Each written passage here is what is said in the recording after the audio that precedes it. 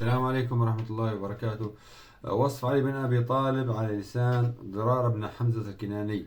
قال معاوية لضرار: صف لنا عليا، فاستعفى، فألح عليه فقال: أما إذن فلا بد أنه والله كان بعيد المدى شديد القوى، يتفجر العلم من جوانبه وتنطق الحكمة من نواحيه، يستوحش من الدنيا وزهرتها ويستأنس بالليل وظلمته. وكان والله غزير العبرة طويل الفكرة، يقلب كفيه ويعاتب نفسه، يعجبه من اللباس ما قصر ومن الطعام ما خشن. وكان والله يجيبنا إذا سألناه ويأتينا إذا دعوناه. ونحن والله مع تقريبه لنا وقربه منا لا نكلمه هيبة له. يعظم أهل الدين ويحب المساكين، لا يطمع القوي في باطله ولا ييأس الضعيف من عدله.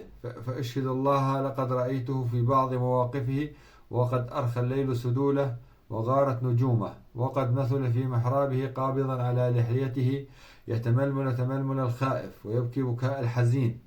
فكأني الآن أسمع يقول: يا دنيا إلي تعرضت أم إلي تشوقت؟ هيهات غري غيري، لقد أبنتك ثلاثا لا رجعة لي فيك. فعمرك قصير وعيشك حقير وخطرك كبير، من قلة الزاد ووحشة الطريق.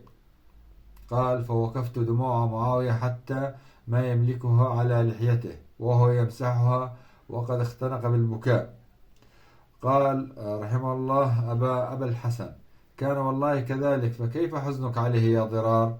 قال: حزني عليه والله حزن من ذبح ولدها في حجرها فلا ترقى عبرتها ولا تسكن حيرتها. ثم قام وخرج.